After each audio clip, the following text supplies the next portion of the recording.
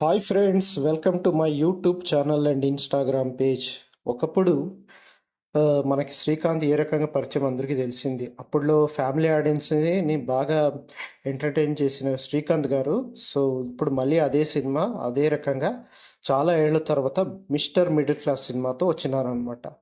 So cinema అయితే చాలా super. నాకైతే 90స్ మెమోరీస్ గుర్తొచ్చాయి. మనకందరూ చూసింటాము. ఏది 'క్షేమంగా వెళ్ళి లాభంగా రాండి', లేదంటే 'పెళ్ళాం ఊరెళితే' ఇలాంటి ఎన్నో సినిమాలు ఆయన బాగా చేశారనమాట. సో అలాంటిదే ఇప్పుడు మరీ అదే రకంగా ఒక మిడిల్ క్లాస్ పర్సన్ ఏ రకంగా ప్రాబ్లమ్స్ ఎదుర్కొంటాడు, తను మరి ఆ తర్వాత తను కొలిచే దేవుడిని అతను ఎందుకు తిట్టుకుంటాడు, ఏంటి అనేది ప్రతిదీ సినిమాలో భలే చూపించినారనమాట. సో శ్రీకాంత్ గారే కాకుండా రాజేంద్ర ప్రసాద్ గారు కూడా యాక్టింగ్ బాగా చేశారు. ఆయన వెంకటేశ్వర స్వామి యాక్టింగ్‌గా భలే చేసినారనమాట. ఇంకా లయ గారి యాక్టింగ్ కూడా చాలా సూపర్‌గానే ఉంది.